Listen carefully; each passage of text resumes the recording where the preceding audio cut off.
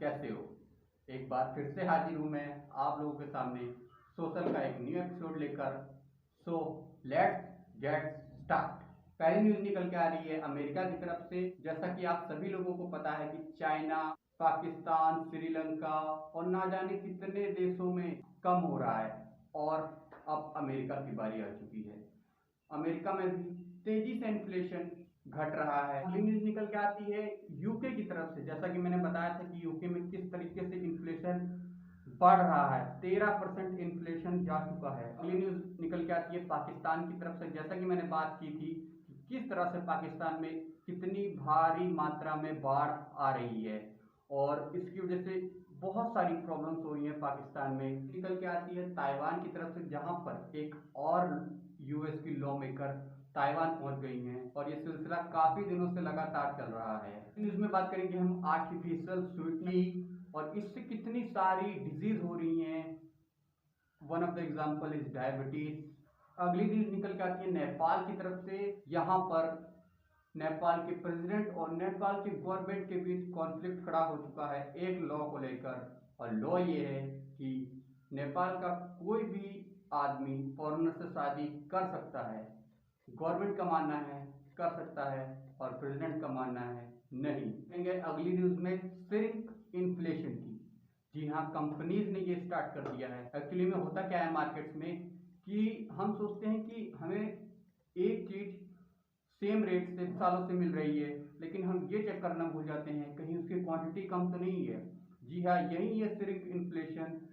Companies, for example companies एक साबुन बेच रही हैं जो 100 ग्राम का मिलता था किसी रेट पर, अब वो 90 ग्राम का बेच रही हैं उसी रेट पर।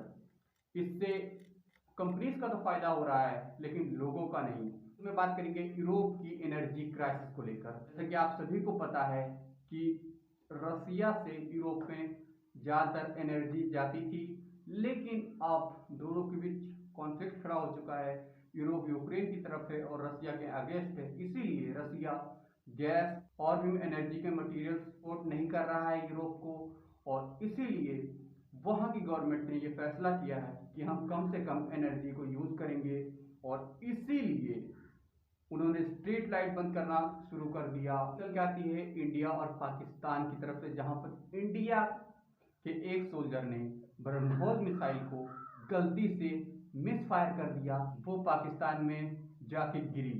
ज़्यादा नुकसान तो नहीं हुआ, लेकिन एक सोल्जर के द्वारा ऐसी गलती कैसे हो सकती है जिससे दोनों कंट्रीज के बीच में युद्ध छिड़ सकता था।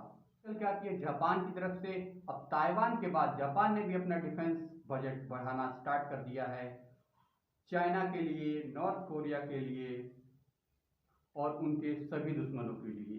बात करेंगे ऑस्ट्रेलिया की, और ऑस्ट्रेलिया के नाइट क्लब्स ने सभी लोगों के लिए ये स्टार्ट कर दिया है कि अगर आप कपल्स नहीं हैं तो आप नाइट क्लब में नहीं आ सकते और सभी तरह के स्टूडेंट्स को वहां जाना मना है और इसकी देखरेख पुलिस करेगी। निकल के आती है ड्रोन्स की तरफ से।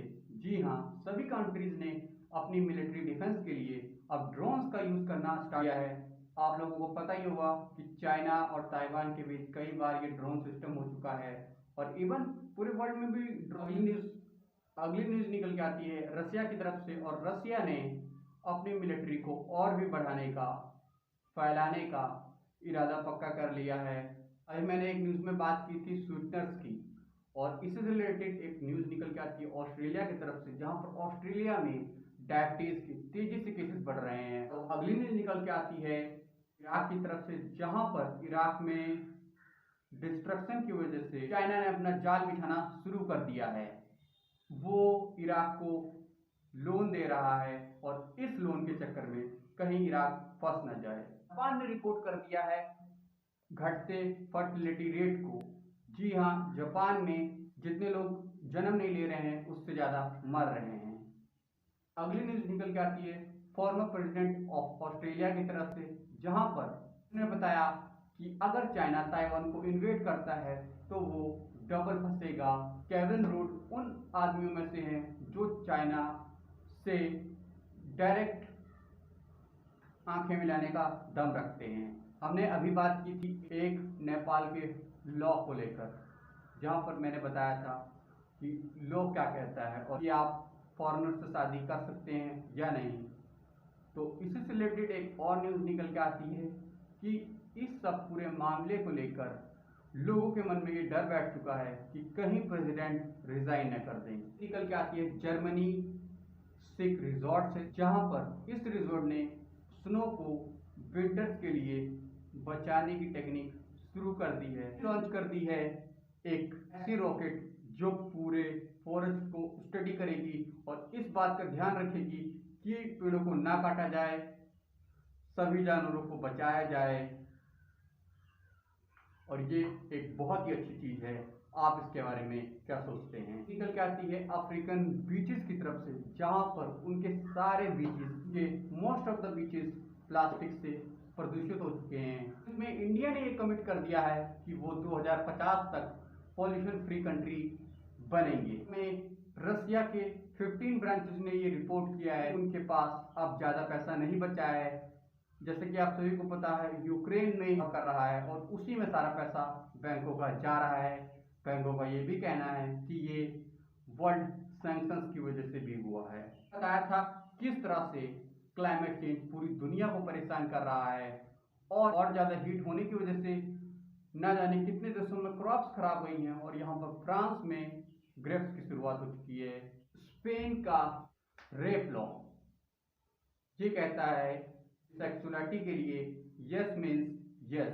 इसी के विरुद्ध में थाउजेंड्स ऑफ स्टूडेंट्स और लोग 2016 के गैम रेप को मुद्दा बनाकर प्रोटेस्ट कर रहे हैं।